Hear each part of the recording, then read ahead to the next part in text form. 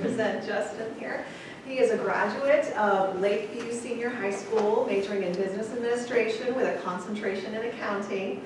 Along with being a member of Wayne State's honors program, he has also been a member of Phi Kappa Phi Honor Society.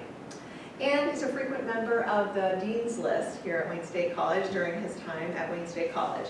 After graduation, he hopes to return to Columbus and begin his career as an accounting professional. We all know he'll be very successful at that. So here is Justin Mohrmann. My presentation today has to do with the impact of the field of accounting has experienced due to the advancement of artificial intelligence. I'll be analyzing what AI is, the common forms you may encounter, how it can be applied both professionally and educationally, and the concerns that may arise from its use. At the end, I'll be breaking down the results of the survey I conducted over the semester to gauge people's experience and overall outlook of AI. So to start, what is artificial intelligence? AI is a major transformative technology that has experienced rapid growth and mass innovation in recent years. While it's being brought to the forefront of many industries today, it's been a concept that's been present in people's minds for quite some time. For example, when I was growing up, my mom's favorite movie was James Cameron's Terminator 2 Judgment Day. For those who haven't seen it, it was released in 1991 and involves an AI system becoming sentient and attempting to destroy humanity. And then going even further back, my favorite book of all time is Frank Herbert's Dune. It was published in 1965, and there were some movies that came out recently. As part of the book's backstory, people thought an entire war to eliminate the use of AI in the universe. While these examples are pretty extreme and mostly for the point of fiction, it kind of highlights just how long people have been thinking about the concept. And then AI is classified as machines, programs, and systems that are intended to simulate human capabilities and automate processes. Some of the prominent versions include machine learning, robot process automation, and blockchain technology. Moving on, we'll be further breaking these down. Firstly, machine learning is a system's ability to process queries to produce a specific outcome, all while requiring minimal human assistance. These systems are highly customizable and constantly improving as inputs are fed into the system. However, they're relying on the initial programming and the overall accuracy of the input that they're given. If you consistently feed inaccurate information into the system, it's likely that it's going to consistently output inaccurate results. Machine learning is the premise behind many of the systems you might be familiar with, such as ChatGPT and Copilot.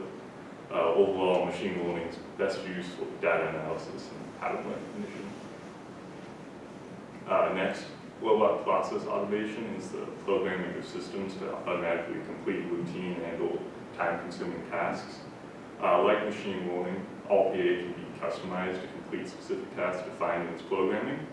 However, these kinds of systems are non-intelligent, meaning that they're not constantly growing as you feed more information into them.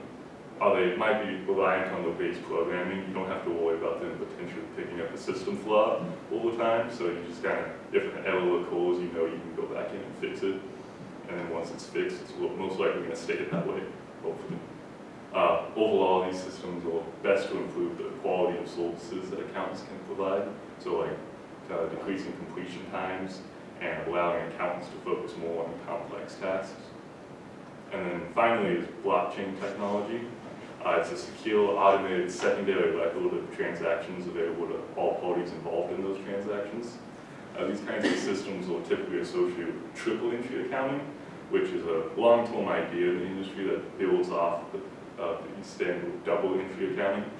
Typically, double entry accounting includes a debit and credit for every transaction, while triple entry accounting adds an additional secured copy of the transaction that gets automatically uploaded into a shared record on the blockchain.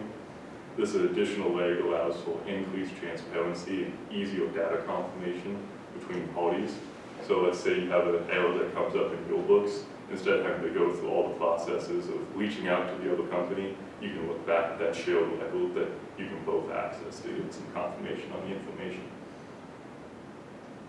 And then for the professional application of AI, it kind of reaches its maximum potential when you can get different kinds of AI to work in tandem with each other.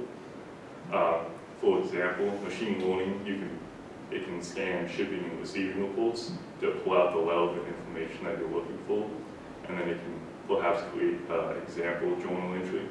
And then once you have that journal entry, you can conform it with preferably a person before you feed it into RPA, which can automatically upload those entries into the system.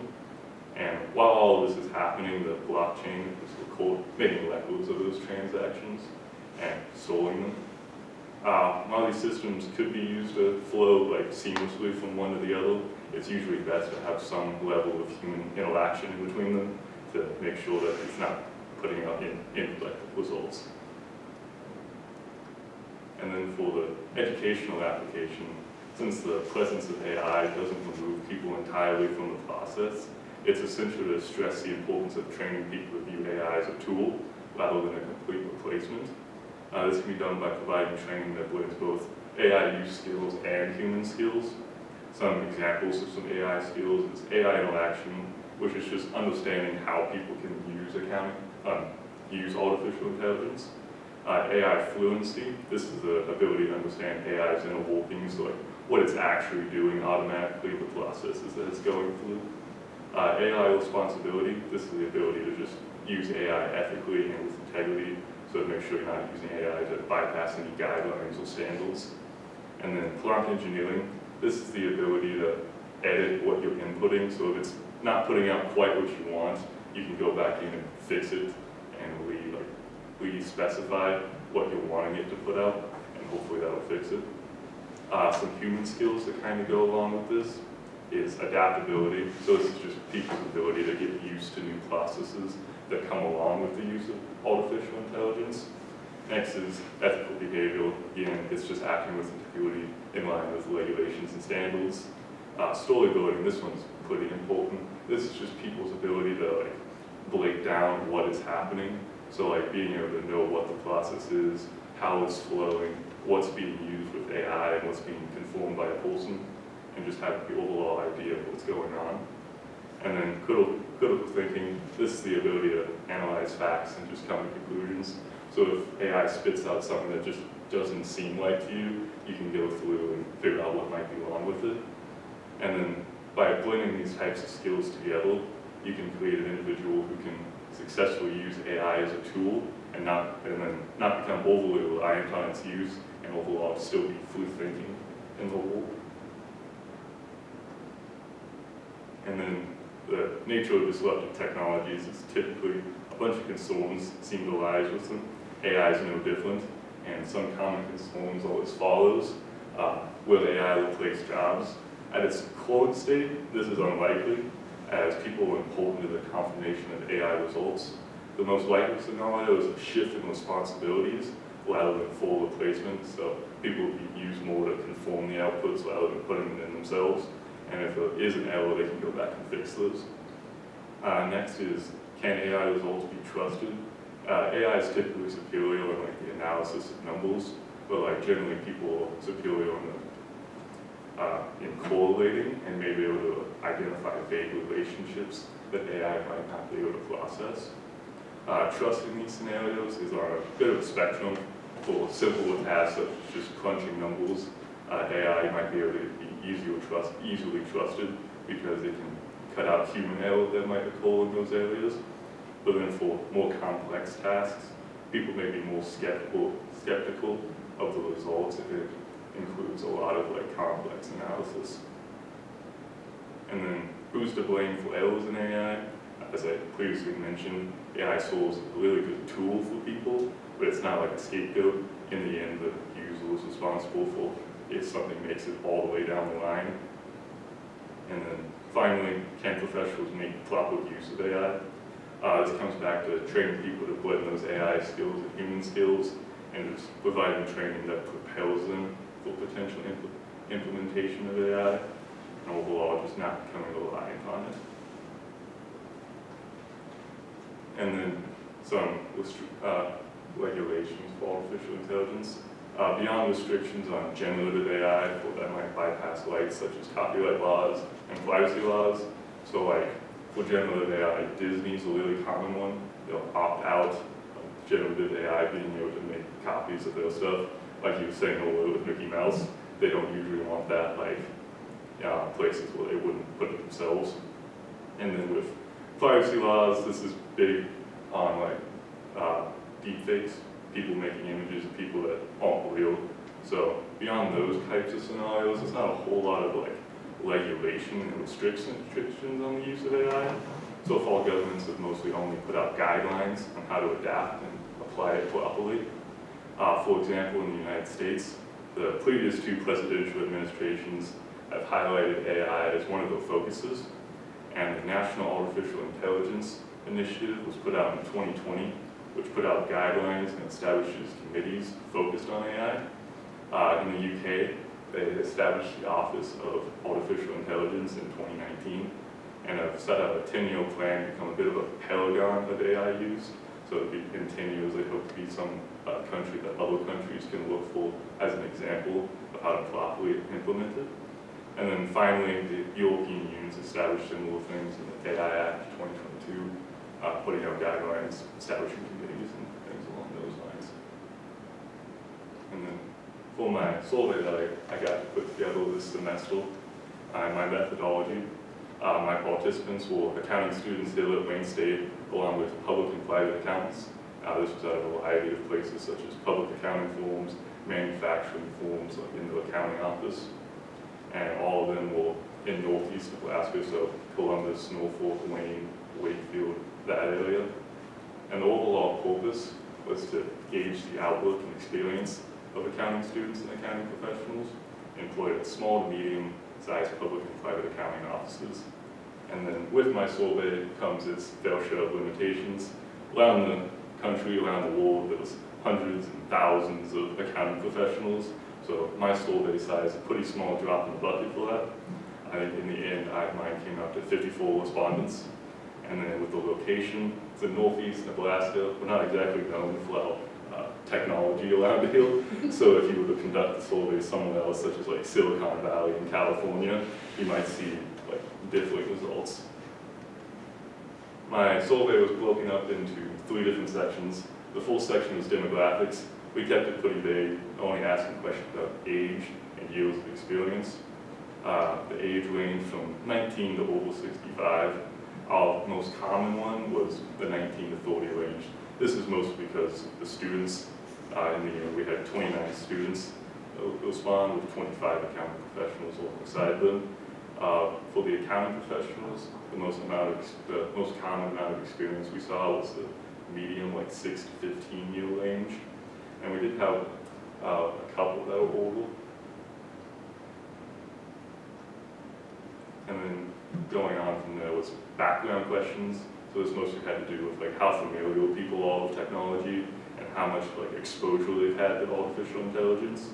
So for the most part, all respondents said that they were at least familiar with new technology, or either that they were moderately skilled, meaning they'd probably pick it up pretty decently.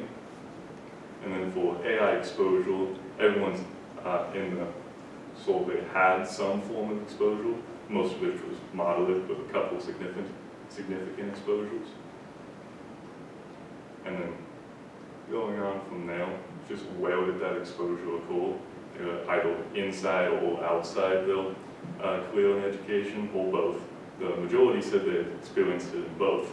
And then for the accounting professionals, if they previously worked for an employer or currently work for an employer that makes use of AI, 20 of them said yes out of the 25. And of those 20, 16 of them said that it was being used in their accounting processes. And then the final section, this was the big part, the important one. It was just what kind of outlook they have on it, how they view the future of it. So I gave them a series of prompts and asked them to rate them from 1 to 5. 1 being that they disagree significantly, 3 being a somewhat neutral stance, and 5 being that they agree significantly. The prompts that I put out were: AI has a bright future in accounting. AI will significantly change how I do tasks in the future. I am receptive to the use of AI in accounting. AI can serve as a valid replacement in certain tasks. my current/future job tasks could be improved with AI, I feel future job opportunities could be replaced with AI. And finally, AI can provide major benefits to accounting if it's used right. For most of them, they average in about the high 3s to the low 4 area. So overall, people in agreement said there is a good amount of use for AI in the field. However, for a couple of them, the ones that has to do with replacements, if it's a valid replacement of certain tasks, or if job opportunities could be affected by it, they averaged in the low, like 3.2 to 3.4 area, which kind of tells you there's a little more uncertainty for that in the field. So only time can tell in the end whether or not that's something that can actually be accomplished, whether or not AI will ever be good enough to fully replace a person or not in the system. But in my personal opinion, I think it's at least going to take a long time for that to occur. And in the end, I think people need to be ready to use AI as a tool and apply it properly within their organizations.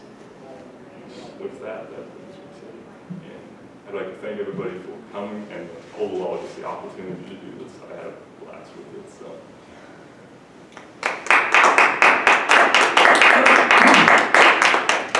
Definitely rushed that, but. No, that's good. Justin, can you give me an idea of what processes AI would do in accounting? So right now, a lot of it's like the simpler tasks, so like bookkeeping is really good at, just stuff that doesn't take a lot of analysis and things like that. Crunching numbers is really helpful with. Sure. Yeah. So, what would you like to do in your accounting career? What area would you like to specialize in? Right now, I'm mostly focusing on private, maybe public in the future.